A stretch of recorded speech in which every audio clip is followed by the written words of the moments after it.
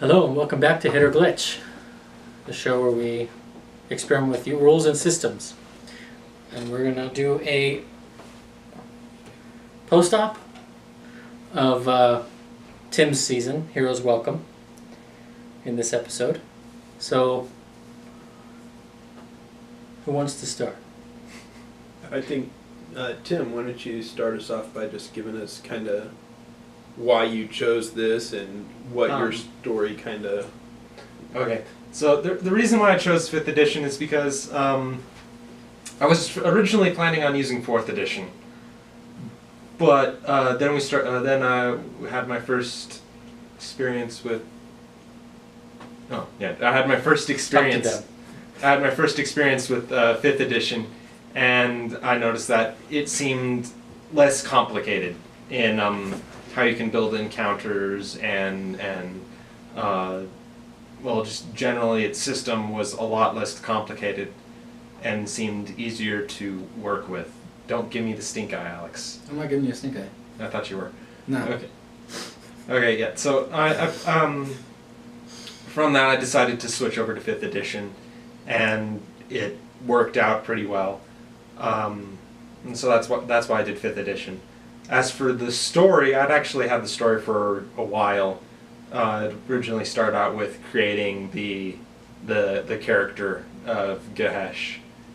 I built him as a character I wanted to play at some point. He was a 4th edition warlord, and I wanted to play him at some point. I never got the chance, but I came up with the story for him anyways, and then I just created the other 2 hero gods. It's like, this would be really cool if they went beyond, and I didn't exactly like the whole, I didn't know the whole lore of normal base D&D or 5th edition story either. They probably made modifications to the base story anyways. So I didn't know. Familiar with Bahamut and Melora and... Yeah, I knew the names. I knew most of the names. And so it's like, okay, I don't want to screw that up. I don't want people going, you're doing that wrong, on the interwebs. So I decided to just completely, all the other gods are dead. They're gone, and then it's like, hey, that'd be a cool story. And so that's how I came up with the backstory and how you guys got to be. And then it's like, okay, so where are the hero gods now? Why aren't they just recreating all creations? Like, oh, yeah, okay, whatever got rid of the old gods is still there, and they need to keep it contained. And so that's how I got the idea. Right on. Yeah. Yeah, listen, I enjoyed your story. Mm-hmm. Cool. I think, like for me, it felt almost like we were coming into the second act there at the end. But I mean, in retrospect, the format of the show is, so many episodes only. Yeah. And with yours, we were gonna, let's push the envelope a little bit and go a little longer than we have been. But like for me, it could easily, that was the second act. Yeah. And changing the goal of that final battle that we had into releasing Gehesh or rescuing him could now launch into a third act of now all of us, let's go get the bad guy. Let's go get the bad guy and bring the old gods back. Yeah, like I said, off camera, off recording, I had that idea, but then it's like the only thing I could see of you guys fighting the beast is a Tarask, and you guys are not 20th level, and there aren't 4 of you, and the Tarask can stomp even 20th level creatures pretty badly. It is the highest level and most capable creature there is. And so it would be... Well, the balancing that is we would have the hero gods with us. Yeah, true. I guess I could have done it that way. But I don't know. I kind of wanted it to end there. Yeah. No, I understand.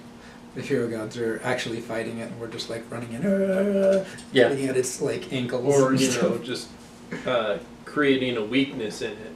Yeah. You know, like yeah. it could have been vulnerable to the staff that you ended up giving me to cure black ash. Yeah, no, the staff is. I originally didn't want to give you anything at all besides the magic items that were in the box and the chest and everything. It's like, yeah, I want to go pick up his staff. It's like, I'm not going to say no.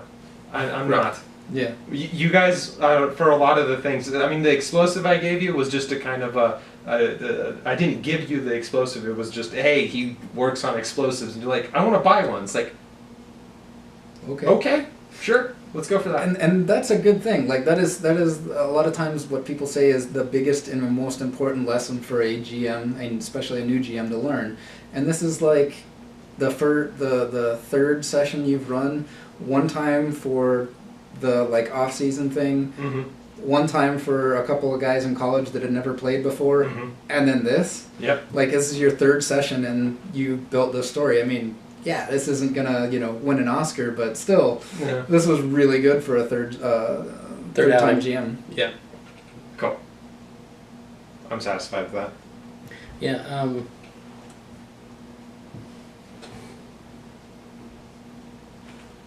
Yeah, no, I can't. Like I say, I can't fault you on anything. Mm-hmm. And one of the things that I liked so well with my character, Mm-hmm. like even the concept and then how we sort of built him, Uh-huh. was because I'm so familiar with story structure. Yeah. Like I could read the stitches on your fastballs you were throwing at us. Yeah. So, in a lot of ways, my ability to tell your foreshadowing, to see the bend of your arc, played into my character. Yeah. And the fact that you kind of understood what I was poorly describing fixed it off quite a bit too. But yeah, that for me was one of my favorite parts of this game, was that aspect of, and it's really the metagame, Mhm. I guess. But It's metagaming, but it worked for your character. yeah, well, and I never used anything that was Well, outside of my character's knowledge. Yeah. I don't think. If it's within Yeah. his character build, it's not metagaming. Right. Yeah. If he can tell this is where you're going, and that knowledge fits something in his character because he was created by the gods and Mhm. the memories returning and stuff, then that's not metagaming. That's Yeah. proper role playing. Yeah. Yeah. Exactly. Yeah. Yeah. And that's what excited me about Moshe in this game. Yeah. And while we're on that topic, do you want to talk about what you think about the Invoker and also your build for? My design for Warforged? Warforged. Yeah, sure. The build that I did that we used in the off season. I mentioned this in an Under the Hood. Didn't feel quite right. For the Invoker? Yeah. Okay. And this one feels much more accurate. Okay. It's much closer to the 4th edition feel. Okay. Especially the way I played my Invoker in 4th edition. Yeah. Lots of AoE, Mhm. lots of controllery stuff. Yeah, especially the Spirit Guardian thing. Yeah. That's a good spell. Yes. That was annoying. I was... I think we were playing it a little bit wrong in that you walking into their area, I don't think is supposed to trigger them rolling. I think they're only supposed to have to roll against that, like save against it once per round, regardless of how it happens. Kind of like the old in 4th edition, the thing where you could basically force movement somebody into an area, cause them to save against the area, and it deals damage, knocks them back out, and then you could force move them back in and just basically play ping pong with somebody, and they're like, no, that's not correct right away. But the rules as written originally allowed that sort of thing to happen sometimes. Well, like I said, my reading of the spell is the first time on a turn, which Yeah. isn't their turn and isn't my turn. It's a turn. It may be in the errata changed to on their turn. Because I don't think you're supposed to be able to force movement them into the zone and then make them save immediately. Because Well, I think it's that'll because still it's a be zone covered. that moves with the character. Yeah. I think it has to be written that way. because the character can move into the enemy zone, Yeah. and his guardians are going to do something about the enemies that are there when Right. he moves. But I think it does it at the start of their turn, rather than you being able to run through an army and they all drop dead. I don't know. Yeah, I don't know. Yeah. I'm not 100%, So, but so for the Invoker, you had they could spend points to cause different effects. Yeah, I kept the notion of the divinity points. That we were basically made it a skin for the sorcerer Okay. originally for the miniseries. Okay. Yeah. For the off season, and for this build, I was like, I like that. I like the flexibility that it provides, and it was very much different from the way a cleric casts spells, which was important. I didn't want, because like one of the things I could have done is you're a spellcaster, like similar to a wizard, but you don't have a spell book. You can't have the spell book from a wizard because that's the wizard's thing. Mm-hmm. But you use intelligence as your casting stat. Okay. So how do you make it different from just basically a cleric? And the divinity points Okay. was where that fit in for me. And then doing the mix, because the divinity points can't do everything sorcery points can. There are things that sorcery points can do that divinity points can't. But I also, the fact that the Invoker is... And I didn't actually do a lot of the channel divinities. I think I used Preserver's Rebuke once. Mm-hmm. And the Invoker version of Divine Smite I couldn't do, but I was going to do in that final fight. Because I was going to walk up to the boss and use the Invoker version of Divine Smite, which is you have disadvantage on your saving throw. Huh. But Yeah, and I used Guided Strike twice. Yeah. Yeah, I screwed up on that final fight. It should have been more interesting. I think the Krav fight, the fight versus Krav, was a lot more interesting. Although I didn't play up Krav as much as I wanted to. I wanted to kind of make him, okay, he's a being and give you some more information on him and everything. But I think it kind of worked out well because it's like, okay, he's just the blood. Krav is just blood. So it's like, he's a nameless guy who's been corrupted by the blood. Mm. And I think that worked out well. But if that was the case, then I definitely should have played up that final fight and more. Yeah. Well, I was going to ask you that actually. Why didn't we see Krav at the end? Because Krav is blood. Krav is just the blood. The body that you guys fought was gone. Oh, okay. That's what Alex was made from the ashes of that body. yeah. I said in the episode that the black dust that Krav became after Yes, Thrace that's right. shot him, he turned into, just poofed into ash, and then he floated away out of your guys' vision. You guys took that, and probably you people everybody at home took that as he escaped. Yeah. That was actually the I think ashes were being sucked into the box. Oh, okay.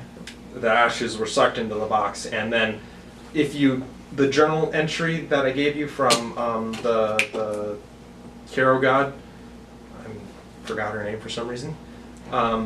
It mentions in there that she got a cloak, and it was a journal entry about how she has a cloak and it has ash. It got covered in ash, and she was describing that to her father and everything, and it was describing some of the adventures that she had with Gehesh and the ever-changing god. That's the same cloak that you gave him. And so it was her cloak powered by her magic, and that's why you didn't just become Krav or raised from the dead again. You became you, but because of that cloak. That's what I was going for. I didn't explain it bad. That's my bad. I'll blame it on my ineptitude. And I wouldn't worry too much about that last fight being kind of, Not boss fight. yeah, like not heavy. Well, it boss kind of fight. was, because I mean, these two almost went down. Yeah, I was mean, at they were 8 not- HP at the end of that when I took him down. Yeah. One more turn, like if I had started my turn in that area and had to take the fire damage again, I would have gone down almost guaranteed from it. Okay. I was imposing disadvantage on him attacking me, Mm-hmm. so that is a lot less likely to hit with the high AC that I have. But Yeah. it was fairly likely if I'd started my turn in there or had to move back in there that I would have gone down. And I mean, I burned all my spells too, except for one first level. Yeah, Two first speaking of high AC, you mentioned that all the bad guys had really high AC. Actually, when I first started creating this game, Yeah. I just went through the monster manual. I'm like, oh, I like this creature, and I like this creature, and I like this creature. And it's like, oh, wait, these all are pretty much the same thing. These are all like knights. So it's like the Shield Guardian is a giant mechanical knight that protects someone. The animated armor has a high AC, and then The automatons. the automatons, almost everything was like, this is a knight. This is what they're, even the background describing them was like, these guys are fallen knights. These guys are this type of knight. And it's like, they all Basically have, all plate mail. yeah, all plate mail. It's like, oh crap. So then I went back and put in some fights that weren't like that. Yeah, like the pirates. Yeah, and that's why most of my not very difficult fights it's because they're not knights, they don't have plate mail. Yeah. I am really disappointed my Thorn Whip didn't work and dropped that guy into this guy. That would have been fun. You have a long time to wave goodbye. He probably would have made a dex save and most likely would have made it. But I don't know. Yeah. Yeah. I don't. This edition, I don't think has rules for if forced movement is going to push you over an edge, make you automatically get a dex save to fall think it from does. instead. Because Well, that's fourth it edition. gives you the opportunity to make the save to not fall. Okay. So like you don't necessarily stop. You don't necessarily fall prone at the edge, but you do get pushed off. But you grab the ledge down below. Okay. Because I don't know if that's Or if you're that's pushed over a railing, you can reach specific up. rules or anything. But I know in fourth edition, because there was so much ability for every single class to force move people around, they had rules for that. Yeah. But yeah, like I wouldn't worry too much about the boss fight being not as great because that's something that really comes with experience. Mm-hmm.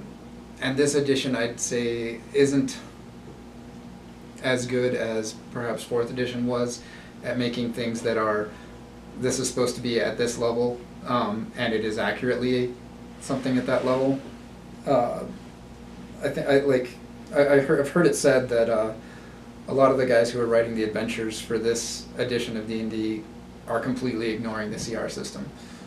Like almost absolutely. And you have a lot more flexibility in this edition because the difference between a level 5 and a level 7 isn't really all that great. Yeah. As far as CR's monsters are concerned. So like their I AC think it's a only +1. increases like a +1, and Their to hit is only a +1. I mapped that out. and their damage isn't that high. The Whereas HP like is really where it's at. Yeah, and and- actions. and fourth edition, like And the then- difference between just one level was actually pretty significant. Yeah. And then the difference between 5 levels was like almost insurmountable Uh-huh. Yeah. a lot of times, whereas this edition is not that case. Yeah. Especially with the bonus to hit and the Yeah. the AC. Yeah. They really don't change that drastically between levels. Mhm. Well, and then like Dan said, I mean, you were down to 8 hit points. I Yeah. took more damage in that fight than I Yeah, had it's- any fight previously Yeah. in the whole campaign. Yeah, I think, and especially in this edition, the fights are supposed to be really quick, over in 3 or 4, Yeah. like 2 to 3 rounds Oh. tops. So to actually make a fight extend in this edition, you effectively have to do what you did in that first fight, where you have them coming back. Krav kept coming back from the dead Mhm. because he was chained to the 3 posts Mhm. and could basically grab their HP Yeah. or suck their life out to come back to Yeah. life. Or you have to have like a fight that basically starts with like basically come in stages. So Mhm. like the first stage is we get attacked by mooks. There's a lot of them. They're really easy to kill. Mhm. We take them out. You can even make them minions, to Mhm. use the 4th edition term, or just mooks, Mhm. whatever. They're 1 HP or whatever. And then the second stage of the fight, we can get to the boss, but there's still guys in our way. Mm-hmm. And he's basically just raining down ranged attacks. Yeah. And then the third stage of the fight, we actually get to him. Okay. Yeah. And I mean that's part of the system, I think, for this edition, is that the fights are a lot faster and Yeah. a lot more like over faster. And I think they intentionally did that because there was a lot of complaints in 4th edition towards the end of the edition of, God, this fight takes 4 hours to take care of. There's a million HP involved, and the players can heal, and the monsters can heal, and Yeah. it just takes forever to find out who wins. Yeah. Well, and I know you're going to hate me for saying this, Alex, but I really don't think they took 4th edition into account as much as you think they did. Actually, I think you might be wrong, because there's a lot of stuff in 5th. That comes directly from 4th Yeah. edition. And They just I changed the might language. be. It might be because I really dislike 4th edition. I've only played it like twice. To me, it's pen and paper gauntlet, Yeah. Yeah. and I know you love it. And Well, I mean, in my even opinion, I from feel it's 3rd edition. the worst system I've ever played. And I think 4th edition has to be run by the correct GM. I think more than most of the other editions of D&D, you have to have somebody who very much considers the rules to just like the base book and everything to be it's a supplement to what I'm doing. Mm-hmm. Because the skill encounters as they're written, I hate, because the GM basically starts off by saying, all right, here are the only skills that people can roll, but I'm not going to tell them what those skills are. I might tell them one of the skills, but they got to figure out what those skills are. And so when they describe what they're doing for their action, they're like, that doesn't do anything. Oh, okay. And the combats, I liked having, like, a lot of people like the theater of the mind, where you're just, imagining what's going on. But I have, especially with D&D, I always have these problems. Well, am I 5 feet away from him or 10 feet away from him? Oh, well, you're 5 feet. Well, I was 10 feet away last turn. Okay, you're 10 feet. And so there's this huge level for me of oh, well, I'm moving diagonally. All right, well, I'm just going to keep track of how far away you are total. I don't really care whether you're diagonal or straight away or whatever. Monsters are able to get adjacent to 3 or 4 players, or, oh, wait, you guys do have a little bit of distance. And there's always this constant argument about, well, where am I or where are you? Because it's all up in my mind, as opposed to your mind, as opposed to your mind, as opposed to your mind. I like that causes problems for me, and I like having a board or a map or whatever where I can see the actual In Map Distance. vs. Theater, the mind isn't. yeah. That's every not, edition. right. It's just a There's 4th the edition. option for both in every edition. And I think 4th edition though you have to Yeah. have it on a board. Yeah. Like you can't really do 4th edition Theater of the Mind just because of how detailed all the powers are about distance. Yeah. And the number of squares and all that stuff. Yeah. Yeah. Yeah. Getting back to to the 5th edition. Warforged Yeah. build. I really like not having the AC bonus and having resistance to bashing, bludgeoning, and piercing, and then the immunity to poison and disease. But privately and behind the scenes and whatnot, I've been having conversations with people about whether or not that's good or not. And I gotta say, the inability to heal naturally is definitely a balancing Mm-hmm. mechanic. Yeah, I mean, I went down twice Mm-hmm. in this game Yeah. and managed to roll a 20 once to come back. Yeah. That was nice. Mm-hmm. Because that moment especially was the perfect Warforged robot moment. Because the person had knocked me out, I'm down, and then System reboots. and I'm up again. Mm-hmm.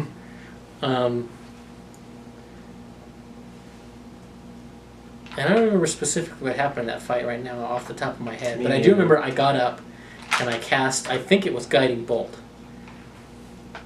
and killed I think I killed somebody, or it allowed the next person to kill them. Yeah, I believe so. Yeah, because you did a ton of, like, every time you cast Guiding Bolt, it was a significant amount of damage. Yeah. Like, every time. Yeah.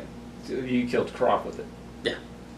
Which was a very satisfying death, I'll say. How I saw it was like, oh man, that's really cool. And I'd like to say, in that fight, it was stupid. If he was one square less than he was, Yep.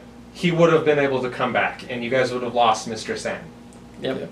And I was surprised in that fight, because people at home, he had the map blacked out. Yeah. Mm-hmm. And he's like, okay, where are you casting Flaming Sphere? And I went, in the blackness, I went, there. Pinged the square. He put it there, lit the square up, and it was always within Mm-hmm. Yeah. it was always within 15 feet of him. Yeah. Just like, oh. But I was very happy I got that close. I mean, Yeah. for blind fighting, that's... Yeah. Yeah. Man, I love that fight. I mentioned it before, but that fight I had planned out, I had set up for other people, my other players that I ran through Yeah. this. And they quit. Everybody quit on me. One person's like, I have school. One person's like, I have life. Another person's like, I don't like this game.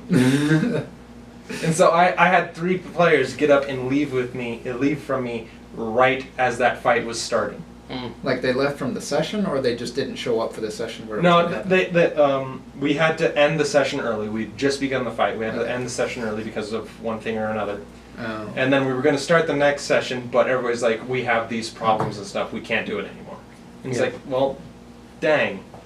And I was really excited for the fight, but afterwards it's like, we did like start the fight, and they had just gotten to the center aisle where Krav was, and they were just beginning to deal damage, or I think one attack got through before we had to end for the night.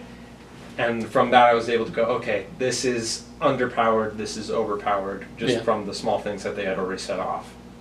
And I was able to improve the fight based on that. But Yeah, and I was when we went into that fight, I very much thought that it was going to be one of those like set piece fights where there's there's the several pillars there that are powering up the boss and making them invulnerable. So you have to go destroy around. pillars. Yeah, you got to So destroy did each Scott. pillar. That's why Yeah. on his first turn, he made a beeline for one of them. Yeah. yeah. I actually did have HP on those. Yeah. Yeah. I did have If HP we sitting on wanted those. to destroy 'em. If you wanted to destroy them, you did not have access. Like you couldn't get adjacent to some of them. Well, I had teleport. I could have gotten adjacent to him, right? There was some of them that were on a piece that was. Yeah, there's just Oh, some there of was them. nothing. There to was do. nothing so for we'd you to have stand on. range take him out down. Yeah. But there are some where you could Misty Step to them. Yeah. But originally I had thought that taking them out was going to be the way to get down his HP. But then I'm like, there's 9 of them, and even if they only have 1 HP, it's still going to take a while before you can even attack them, kill them all. So that's going to take forever. Yeah. And most likely Croft will be able to kill you by then. So not a good idea. So yeah, that fight was... I was very satisfied with that fight. It didn't go how I planned it. That whole bear trap thing was dumb. Brilliant. It was... That it is- was Out of everything I've seen this edition, I think that is the smartest move I've ever seen. yeah, that was... Like, seriously. if that had worked, that would have been awesome. But then it's like... Well, it did work. He It just did work. teleported out He of just it. teleported out of it. Yeah. I mean, the closest I've seen, like, was somebody threw down, like, Hunger of Hadar on a group of people, and then Stinking Cloud, and just before they had done that, somebody cast Hold Person on one of the guys in there, and I mean, that layered AoE nightmare was basically won the fight, and the fight was over. But still, even considering that, I mean, that's just, oh yeah, well, I guess I'll use this ability, but that move was really brilliant. I think that's one of the most creative things I've seen this edition. Yeah. And honestly, that just goes to show always keep track of what you got, because anything can be used if you just are imaginative enough. Yeah. Yep. There are many, many, many times where I'm looking through my inventory going, what do I have and what can I use? Yeah. I was like, I got to keep them there. I don't have the spell slots for hold person. I'm out of my spell slot. Yeah. I get a bear trap. That'll work. Yeah. I really wanted to screw with you these last couple episodes with bringing back. Okay, one, Ray Treese is the brother to your the dragon that protected your lance, and you just brush it off like I don't give a crap. It's like No. I wanted to have a conversation there. Come on. I thought that was really good. I liked that. I had already built up distrust and hatred for Ray Treese that it didn't matter what you had done. I did not want anything to do with him. I wasn't going to accept the pact. Yeah. I had made him a ancient black dragon. Then it's like, okay, he's gonna need a new pact. It's like, okay, well, he's a fiend. What's a fiend? A fiend is a demon. And hey, Ray Treese, I could make him a demon dragon. That would work. Right. And it's like that would fit. And that would be like ancient dragons. They give like a list of how old an ancient dragon is, and it's like 500 to 1,000 years old. And it's like he's a lot older than that. A lot older than that. So it's like, what, grand ancient dragon? It's like, no, I'm gonna have to like make him, for some reason he's immortal right now, even more than a dragon is. It's you like, could have okay, made demon. him fiendish to stick with that pact. You could have made him arch. You could have made him fey. You could have made him a Draco Lich using seeming or something like that to make itself look Yeah, well, I mean, I don't want to say from the very first that we met him, I distrusted him, but it wasn't long Yeah. where I was like, Yeah, okay. there's something up with him. I messed myself up with that because originally Ray Treese was going to be a bad guy. He was going to do that. And for my other game, they had no Dragonborn in the group. They had one. But she was a pirate, so there was a reason Ray Treese could hate her. Yeah. He could at least respect her, but still had distrust. And the most prominent person in the group was Melik, your friend. And he's a tiefling, and in his background that he wrote himself, the player wrote himself, he wrote that he was hated by the capital because he did XYZ, and that the counselors had kicked him out personally. So it's like, yeah, okay, your group is hated by this guy. That is the reason why he hates you, so he's going to have to be a bad guy. Yeah. And so I had planned out after they fight Krav, how they were going to have to fight Ray Treese, and Ray Treese was teamed up with Krav, or Krav was manipulating him, and all this stuff. Well, I mean, and I can't say it's any particular way that you role-played him, but the story elements that you gave us, I mean, you foreshadowed what he was and being different well. Yeah. Which is why I was able to pick up on it. Yeah. But yeah, no, I knew there was something up with him. Yeah. And I almost didn't go into the room with him, but because he followed, Yeah. I was like, okay, we're gonna see what he is. If they hadn't gone in, I wouldn't have. Yeah. I was ready to fight the guy right there. and that's the So thing. was I. In open court with the other two guys there. Oh man, that would have been a completely different fight. Yeah. Because like I said, I have those thrones that they were sitting on. I have those statted out. Yeah. And that would have completely screwed you guys over so much. And that's the thing. Like my character, after beforehand thing, like I was playing him basically. My idea for my character was, General Bradley from World War II, where he's kind of just a soldier. He doesn't look or act like a general necessarily, but he's always trying to present himself as a straight-aligned kind of soldier. He's not proud of himself, and he doesn't really want to fight. He just does it because it's his job, and he does it because that's what's necessary in the world. But after the dying and coming back, like the Revenant, the purpose, you exist for one purpose, and that is to, seek vengeance or whatever it is that you're there for. And so when he makes the line of, well, if you come in here and I see who you guys are, then I can trust you and help you out. And I was like, all right, this expedites what I want to do, Mm-hmm. and if he's trying to screw with us, then we'll kill him too. Yeah. And that was it. It was like that was as far as his Yeah. thoughts go, because he's basically I was trying to play him like he was in a fog the whole time, where it's just like tunnel vision, just constantly, and he can't see anything around him anymore. That came through quite a bit. Yeah, that whole meeting with Ray Treese just it didn't go as well as I wanted. I kind of wanted to.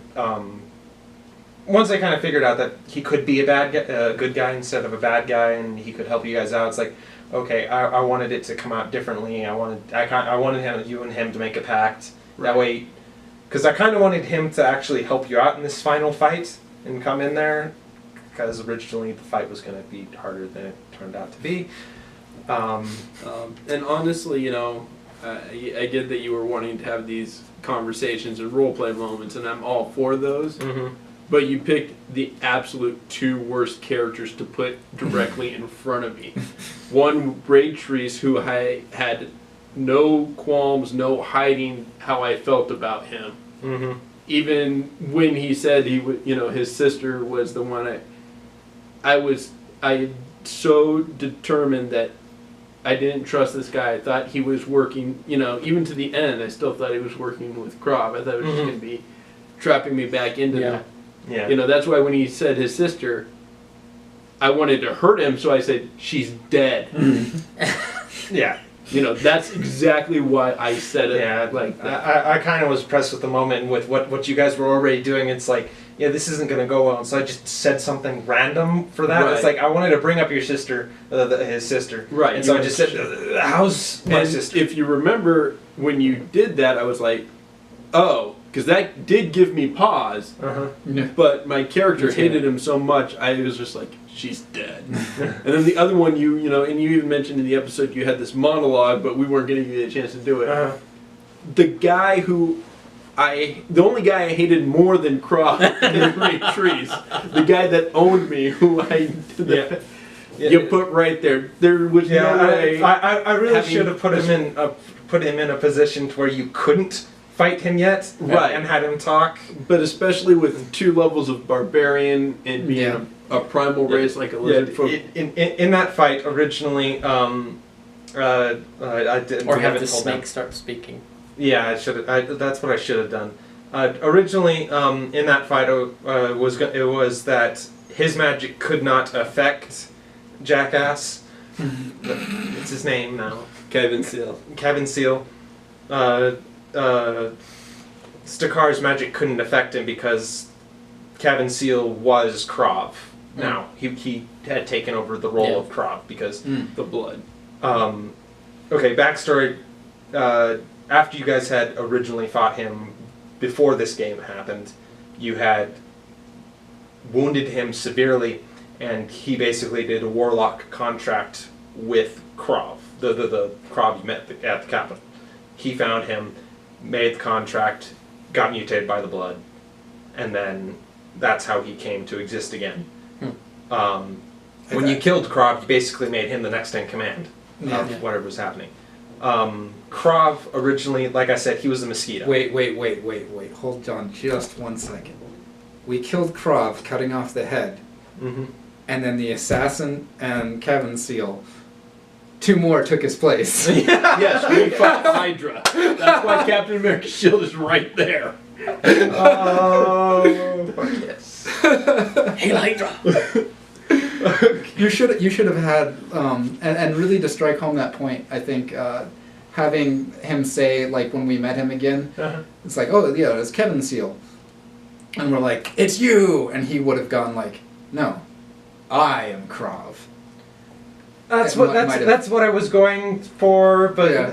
I was still in the loop with what happened with Ray Trees, and it's like, Yeah. And honestly, New GM. you know, I think that kind of came through. At least to me, it did. I got that in story, Yeah. but again, it was just Blind The- rage. Would yeah, it was just blind rage. I gave into the barbarian levels. yeah. And I just wanted to hurt him because of what he did to me and what his, you know, group did to my tribe. Yeah. Okay. But yeah, Krav's story, the Krav you met at the Capitol, He was a scientist basically, and he was researching that tooth. He had found the tooth of the beast in the capital underground. He had dug out the underground of the capital. He's the one who started the digging, and Yeah. when they found it, he hid it and hid the fact that it existed. And he was siphoning the blood to make his own pet project. He was causing the off-season stuff. That was his research into it and doing it. But the more he did it, the more he got corrupted. Yeah. And so the reason why the beast didn't stop you guys or give him any power was because it was getting pissed at him. He was doing all this crap, and even though he was corrupted now, he was still pissing the beast off. So he wasn't unlocking the beast. He was just having fun with the powers. yes.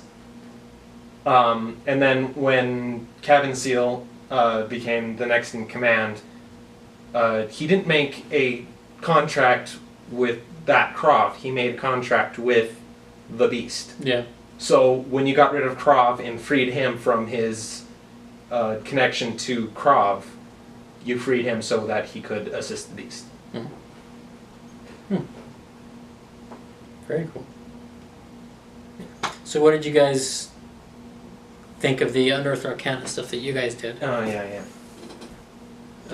I love the Or the Revenants. and the Volos, because Yeah. you went into Volos for your I went race. to Volos for my race, and I liked him. I know you guys will notice he kind of progressed to being smarter a little bit as time went on. He did have a pretty decent intelligence. He had a 13, and I've never played like a primal basic instinct type character, and that's where that metamorphosis came. I was trying to play up the one aspect, but then I was like, well, this guy's really smarter than that, Mhm. Yeah. So that's kind of why he evolved. And then the other way I justified that was spending more time in civilization. Yeah. You're going to pick up the things. Yeah. I do like the lizard folk. I think there's certain things that seem really good, but aren't as good as they seem with them, such as the unarmored defense when Yeah. that got worked out. That seemed. I think there's like one or two classes that can actually benefit from that. It's really just the unarmed casters that'll benefit from it. Yeah, and that's It's basically That aren't going to multi-class into an unarmored defense class. Right. right. It's basically It's like the wizard, sorcerer, wizard, and sorcerer. And, Well, not even yeah. sorcerer, because the draconic sorcerer gets the 13 plus. Right. well, yes. a wizard and a non-draconic sorcerer. Yeah, And- no, and that's the whole 13 plus decks, and then in the rules it says you can't stack things on top of that, kind of makes that whole racial trait pointless. Well, it basically gives a caster lizard folk always having mage armor on without having Yeah. to expend the spell. Yeah, that is the only case in which And- lizard folk, I mean, from their background, that they aren't casters. I mean, sure, they're like shamans and whatever, but they're not Right, magic which would be race. druidish. They are a very Yeah. primal race. So Oh. a druid or a barbarian makes sense for their race, or a fighter. Not a spellcaster, and that's the only one that really benefits from that trait. So that trait just becomes useless for anything else. So I didn't really like that at all. I mean, I liked it. I think it works for them. I think they could have done it a little better. Like maybe put in there that it stacks with unarmored defense to benefit those two things. Because really, barbarian is probably the most common Yeah. Lizard folk. yeah. lizard folk for them. You can look in the monster Or manual. just it's there. say instead of 13 plus dex, you get a +1 AC. Yeah. AC. And I think that would be plenty balanced, as, Yeah. as giving them a +1 AC no matter what style of armor they're doing.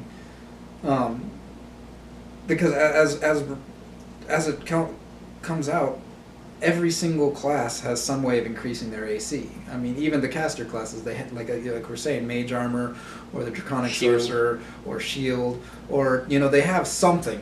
And so, because otherwise they'd be too easy to kill. So every class has some way of getting a different way of calculating their AC, whether that be armor or a spell or whatever. So yeah, just again, giving them a bonus, a That- +1 or Yeah. you know at most a +2 to AC.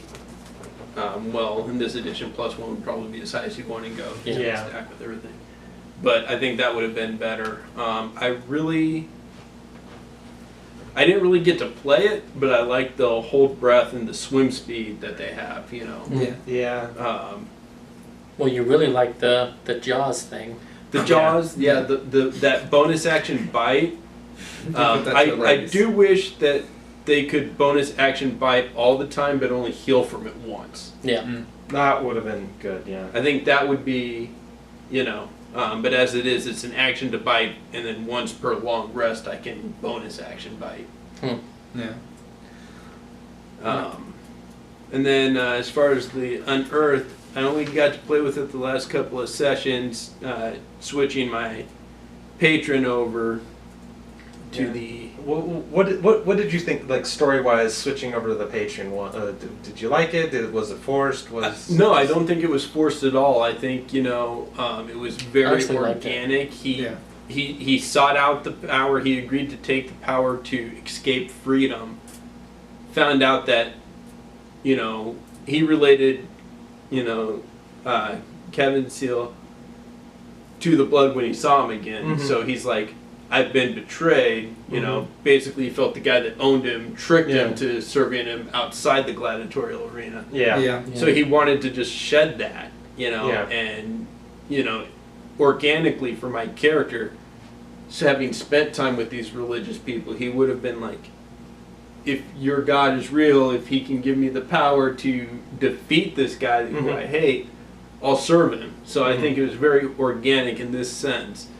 And I think if you're going to do that, and as DMs, if you're going to allow that to happen, make sure there's an organic role play reason, so Yeah. that it's not just, oh, I'm bored with this, let me try this one. Or Yeah. I suddenly realized that for whatever reason this other one is more power gamey than the one I'm playing. Yeah. Right, and I actually downstepped it. Yeah.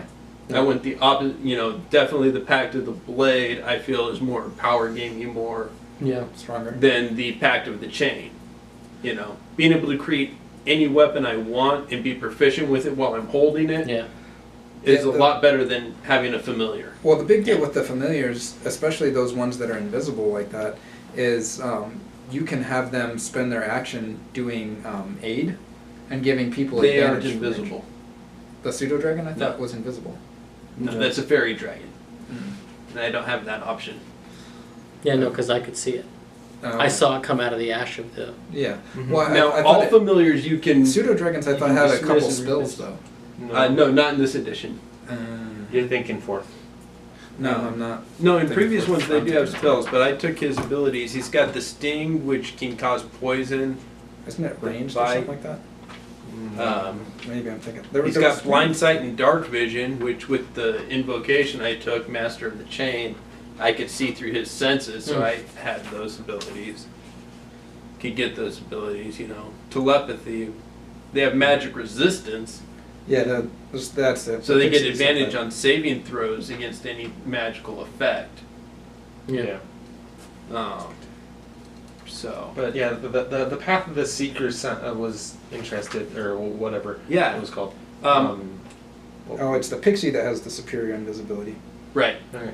So The Seeker Path, you know, I like the shielding aura. I'm not sure how I feel about it. I think it's on par with the Archfey first level, but I think both of those are more powerful than the Fiend or the old ones. okay. Because the Fiend, yeah, it's a great source of temporary hit points. I drop you, you know, it's designed for being an attack Yeah. Mhm. patron. I drop you and I get temporary hit points, which helps me absorb the next blow coming in on me. Yeah. The old ones, and I love the old ones. You guys know me, I love anything Cthulhu based. They get telepathy, which is great for role play, Yeah. but not combat standpoint. Yeah. Because in 5th edition, when you speak telepathically, they just have to know a language. They don't have to have any languages in common, and Yeah. they can completely understand you, and you Yeah. can understand their response. Yeah. And then, give me one moment because I looked at it earlier. Because Past it. language is essentially concepts and, Right. and objects, which is conveyed telepathically. And then, the Seeker, for one turn only, from the bonus action to the end of my next turn, I get resistance to all damage and any hostile creature ending its turn within 10 feet of me takes my Warlock level plus my Charisma bonus in radiant damage. And then the Fey one is you can do a Beguiling Fearsome Presence. Everyone in a 10-foot cube has to make a Wisdom save, or they're either charmed or frightened by me to the end of my next turn. Yeah. Which that one has both roleplay and combat. Yeah. Because I can make you afraid in combat and send you away. Roleplay, I can charm the whole, Yeah. Yeah. That's interesting. So I think it's on par with that one. I think it's a little more, as far as like mechanical gaming, I think they're more powerful than the Fiend or the... but again, it all, just like the Bear Trap, it all comes down to how you use it in game. Yeah. And how, like, a Bear Trap is not an effective roleplay tool 99% of the time. I got But lucky that and had one to- time is magical. That one time is magical. Yeah. So that's what I thought about the things. I really like it. I like the Seeker. I'm not usually one to play religious types. Don't usually play clerics or paladins or... But yeah, in this case, in role playing, it made sense. And again, it made sense. He was willing to serve and make a deal with whoever would help him defeat what he hated. Yeah. Yep. As for Alex's one, when he went Warlock, I think the explanation for how that one happened was a little piss poor. You didn't like it? So I was like, what I was trying to do with the go to Warlock was I was trying to say, like, find a way mechanically to represent the fact that he was now something else. Yeah, I mean, that made sense. How you got it, and Yeah. it's, You just didn't like the you just suddenly grow a crow. Yeah. I mean, it works, and the explanation could work. It's just, it's not enough for me. Okay. Yeah, I guess I didn't find something to glom on. Like, the idea I had, I just didn't find something to attach it to very well. I had this idea of him basically, I don't know, maybe I didn't describe it right, but he's basically in all ways seeking Krav, trying to destroy Krav, and was basically willing to do whatever it took to do that. And so attaching to a deity or something along those lines, if that was what was going to do it, then he was going to do it. Yeah, that makes sense. And yes, speaking of you going dark, the Revenant, I really like that one. Yeah, the Revenant was pretty cool. Yeah. I liked that, I mean, mechanically it gives you different attributes and then changes the breath weapon damage type to necrotic and your resistance therefore, which is fine. That doesn't really change anything. And then it gets rid of... What else did Dragonborn have? I don't think they had anything else, but it adds in the regen 1 HP if you're below half health at the start of your turn, which isn't huge. I mean, 1 HP is really not that big, and I don't think it works When you're it stops unconscious. once you hit half. No, it starts when you hit half. Oh, well, it stops well, when you it go stops when you get back up to half. Yeah. It doesn't keep healing Yeah. you to full. So yeah, I don't think it's that big a deal. Yeah. The coming back from the dead is more of a role-playing thing than it is a mechanical thing, really. Yeah. And then, speaking of Dragonborn, the magic weapon, magic weapon that I created, That was an interesting thing. yeah, It was. I think the problem is just the Dragonborn breath attack is Sucks. kind of underwhelming this edition. Like, at level 1, well, it was bad in 4th edition too, but like at level 1 to maybe level 3 or 4, maybe it's still pretty good. But after a good while, like once you hit level 6 or level 5 and you're getting your second attack for melee characters are never going to use the breath attack again. and magic casters have better And- magic spells. Right. Again, it basically comes down to that. There's no There's no Real mechanical reason. reason that you Yeah. would want to do it. Yeah. So that There is a mechanical reason, and that reason is you have 3 bad guys right there, Yeah. true. If you and have a they're right huge there, group. so a caster has disadvantage unless they have burning hands. Mm-hmm. So now you have something up close that you can hit a burst. Yeah. The other part of that, is, I mean, the save for it is on the par with because it's the It's based Strength on or con, isn't it? No, it's just con. it's con. Okay. So- It just and there's- changes to con, so you have to have a good con. Just like if you're a wizard, if you want your saves to be good, you have to have good intelligence. Right. If you're a dragonborn and you want your breath weapon to be super good, you need to have a good con. Yeah. So I think they did really well with how they did the DC for it. Yeah. I think, and I don't know. I'd like to maybe see how it would play if you got it back every short rest rather than every long rest. Yeah. Yeah. I think it would be used more, Obviously. rather than a last ditch thing. I think that's the main thing that makes it a last ditch thing. Yeah. Is it's a one and done for the day. Yeah. But overall, I think it's good. It's basically a free cantrip, no matter what class you are. Yeah. Yeah.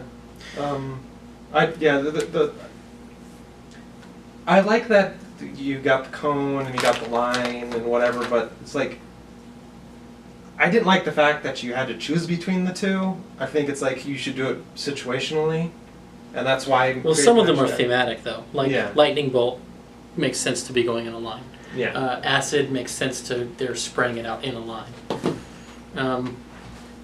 Well, a lot of the ones that are That it's fallish between a line and a cone either. Yeah. Yeah. So that and so it's like okay. I mean, I can get it thematically, and I guess I can like it in some cases, but I would like the chance for you to be able to choose. Yeah. So that's why I like. Why not make it a magic item? Well, yeah, that makes sense to make a magic item in that Yeah. case.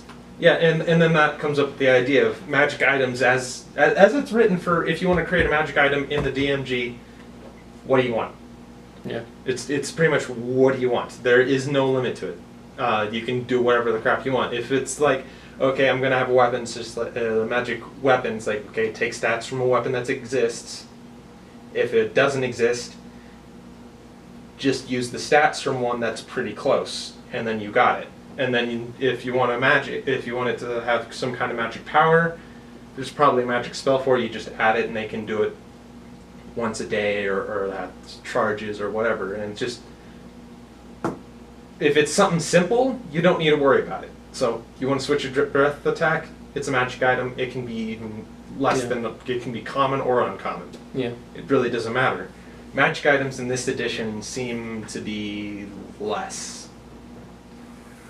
Well, I think everything is less in Yeah. this edition. Like, it's harder to get the really super high ACs, Yeah. It's, it's possible to kick it up to 29, but you really. but then have you're to really stack a gaming lot. the system. Yeah, you you're really have really to stack starting to everything. try to break things. Yeah. And I think it's more. It's they're going with AC like the most you're gonna get without like gaming the system, like you said. If you're just going with the flow of it, is 20. Mm-hmm. And that makes sense because your stats can only go up to 20. Yeah. So I think they're like comparing it to that. In which case it's okay. And besides, most people aren't going to hit 20. Not even the monsters in the DMG are going to hit 20. Yeah. Yeah, a lot of Even the top tier monsters, you still have a chance of dodging with the 20 AC. Even the Trask, I think, yeah. which is surprising. So, final thoughts, guys, on That's good. Heroes Welcome and or 5th edition? Okay, I can't talk about Heroes Welcome because I'm the one who made it. So 5th edition wise, Well, sure you can. You could. What are your how was the experience GMing it for you? GMing wise, I liked it. It was a good experience. I think I've improved a lot since my first time GMing, and I think I can say, yeah, I can GM a game now. In fact, I've tried to get another group running on campus, but nobody's available, which sucks. It's always the case. Yeah. And There are plenty of people who want to play and like, yeah, sure, I'll play a game. It's like, okay, what days are you free? Never. Okay. Nice day. Yeah, so I think this was a good experience. I like it. As D&D 5th edition, I think it's a good, simple game to just pop something out quickly without thought of story or plot or anything. Just, hey, we want to play D&D because it's fun and we'll just make it up, we'll pull something out of our ass. Yeah, I think 5th edition is great for that.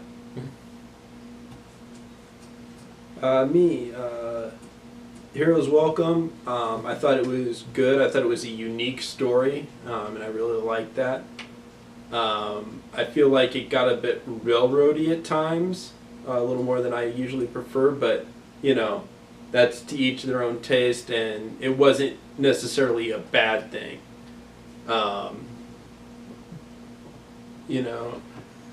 any game in the format that we play It's gonna can get feel more railroady. yeah For sure. Just because we put ourselves under a time constraint. So yeah definitely. 5th edition. I like 5th edition. It's for me. It kind of is like a back to basics. You can either pull something out your ass, or you can develop a really good story with role play and intricacies and plot points. It's more of a when I DM, I do a bare bones plot line with several different things to give it more of a sandbox feel. And I think as a game, 5th edition is set up to be a bare bones sandbox, and so I really like that about 5th edition. Yeah. I mean, I can like that, but like Skyrim and games like that where it's just open sandbox, I can like that. Every once in a while I'm tired of playing the same story and I want to go off and go do something. But then it comes to the point where when you're first starting, it's like, what the heck do I do? Where the heck am I going? What is the point of this game? Well, at my table, Tim has a really bad experience with that, getting his characters killed because he wanders into things he should wander into. The first one, both of those times were not my fault. I was playing my character, and then it's at the point where now it's like it's such a bad experience. I don't create characters for the thought of gave characters. you a way into that party without needing to sneak in. Yep. Oh, that one. Yeah. Okay. Yeah. No. It's because I wasn't paying attention. Because I mean, see, for me, the sandbox thing is because and I've said it before. Like for me, role playing is cooperative storytelling. Yeah. Yeah. And You want if the players to be more it gets active. too railroady, it's more of my thing, and you guys can add a little bit of flavor here and there. Yeah. Where if it's more sandbox, it's we're telling a story, and Yeah. that's the selling point for me on sandbox versus railroad. Okay. And I get what you mean. 100% agree that there needs to be railroading sometimes. Yeah. Because you've got a plot, you've got to get them from point A to point B to point C.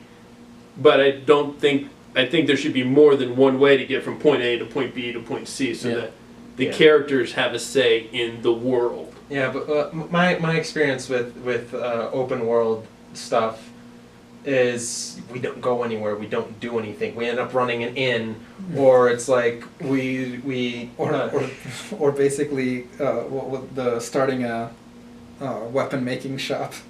And that's where it comes to the DM to be able to be creative and to steer them and to get their motivation to do something. Yeah, I just haven't had have them come into possession at the inn or the weapon making shop of something vital to your story, and then have it stolen from them, and they start tracking down the guy. Yeah. Okay. And part of that's also been some of the players we've played with, or just like it has everything to do with who you play with. Yeah. Who you play with and who's GMing. So for me, I had fun with this game. I do like the Paladin a lot. I think they're one of the better made classes this edition. The I think it was fun and different to see the, like, all of us having that worry about the corruption that's occurring, Mhm. even though the corruption is giving us fun toys. Yeah. And so I liked that element of, oh no, I'm being corrupted, but I got cool things. Uh-huh. It's kind of that lure to the dark side almost. Yeah. Mhm. And I think it's a fun setting in that, you know, everything is kind of boiled down a little bit. There's not a whole lot of the world left. Mm-hmm. So you don't get that feeling of age as much as you get that feeling of loss.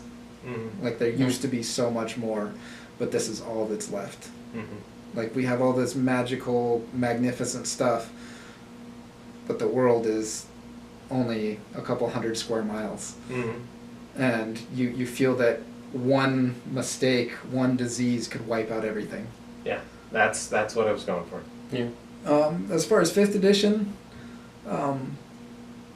I think of all the class-based games I've ever played, it's done the best. Yeah. I like how different each class feels. That is one thing they did really well. I think they did a really good job this edition of making all the classes feel very, very different. That said, the more I play games, the more I dislike class-based systems. I've gotten to the point where I really like open-ended character creation systems or character building systems where you can be like, I've You been have going skill this points. way for a while, now I want to, you know, micromanage exactly what things I'm improving. You know, I can improve this skill and this skill alone. I can improve that attribute and that attribute alone.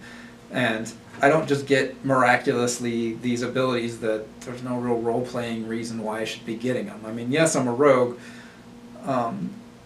You know, And I think that's they the did a little bit. important thing. I think that's, and I agree with you. I prefer the open class system to the class-based system. I'm not sure if those are the exact Yeah. term, but that's the one thing I've noticed though with the other systems, the non-class-based systems, is that people tend to do like with a class-based system, you're kind of locked into this skill set unless you multi-class.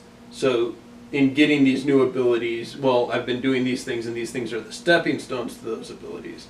Whereas in the class list systems, people are just like, oh, all of a sudden I can do this. And they, more often than not, from my experience, people have no role play reason for all of a sudden being able to do these things. And I like that a lot less. Yeah. I do prefer the class list system, but I still think, you know, I think There is a as a role-play GM, when I'm a GM in those kind of games, I require you to tell me what you've done, Yeah. justify what you've done role play wise to deserve that increase before I'll let you just take whatever you want. Yeah. Right. Because That makes sense. I would rather you do your characters grow organically. Yeah. Yeah. And I definitely. Where all I've done every session is swing a sword, but all of a sudden I can cast Fireball That makes no sense. because I needed an area attack. Yeah. Yep. I'm filling a weakness I feel my character has. Mhm. Yeah.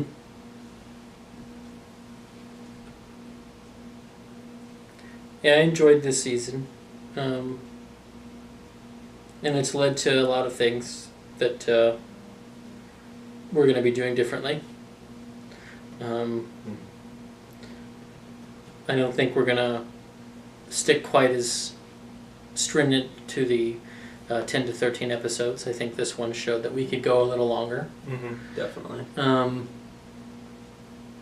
But also we're going to be doing a little bit differently in our structure of how we structure the seasons. So stay tuned for that. And as for 5th edition, I agree with you. I started on 2nd edition, AD&D. Mhm. And 5th edition definitely feels like going back to that. How it's very simple to pick up. It's probably outside of maybe World of Darkness, it's the easiest game to make a character in. Mm-hmm. And yeah, I also have a preference for skill-based, open-ended systems over classes. But yeah, 5th edition, that's I agree with you. That's one of the things they did really well this time. Is every class definitely feels different, which is why it was important for me when I did the Invoker build. That first pass at it was too much like the Sorcerer, and I realized they need their own spell list. You know, their divinity points can overlap with a couple of the things the Sorcerer does, but they should have different things that they can do. Mm-hmm. And because they're a divine class, and they are basically the voice of a god. The mouth of Sauron. Yeah. I liked the idea of being able to pick your channel divinity within the domain of the deity that you've selected. Right. Until you get really high levels, where now it's not just one god that you're potentially working for, it's their allies too are now granting you powers because you're doing so much in the world. Or when a lot of deities have 2 domains, so now you can now do both domain from your deity. So yeah, I think I got much closer to what I wanted out of the Invoker this time. The Warforged doesn't feel broken the way that I designed it. No. I think somebody could probably make a broken character out of it. But yes, definitely what you made was not broken. I think there were aspects that were, like the fact that you couldn't get Black Ash. Yeah.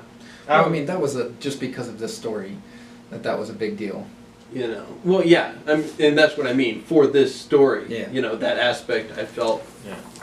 But Yeah. overall, like as a Yeah. whole, Well, I I think it was think- very well done. Well, I could have gotten Black Ash Okay, because it wasn't a in the disease; first, it in was the more of a first one, he corruption. said you couldn't because he was going to have you roll, and then you're like, I'm immune to poison and disease. He's like, never mind. In that very first fight, that was he kind said of that. my fault. I mean, I viewed Black Ash as a corruption system. yeah, I was viewing it as like it was manipulating your cells Yeah. and causing your DNA to change. So I was like, okay, if it's something Well, like no, in that. the first encounter, he had me roll. Yeah, and then he said, never mind, because you said No, I you did were roll. immune. Yeah, Yeah, you you rolled, did and then roll. you said you had the Oh. immunity, and he said, oh, never mind, it wouldn't have affected you anyway. Yeah, yeah, yeah. So I was viewing it as it was manipulating your cells. So it's like, Right. okay, that's a disease. Okay. And then you're like, oh no, it doesn't work on disease. I'm immune to the disease. Oh, okay, never mind. No. But yeah, and then your guys are like, yeah, it's something different. And like, yeah, it is. So okay, yeah, you can't get. Okay. But yeah, it was fun. I hope you guys try the Invoker and the Warforged and let us know what you think of it. See if you can break it. There might be a different Invoker build where we handle the spellcasting a little different and give them specific abilities at different levels like other classes, but I don't know if... I like the flexibility of the divinity points because there's a range of abilities you see from Old Testament prophets. They don't all do the same thing. Mm-hmm. And just having 2 or maybe 3 paths within the Invoker class doesn't feel like it would select for all that. Yeah. Whereas the divinity points allows for that varied Mm-hmm. structure. Yeah. So that's my defense of it. Join us next time when we should be starting the next season of Hit or Butch. We'll find out what that is soon. Bye.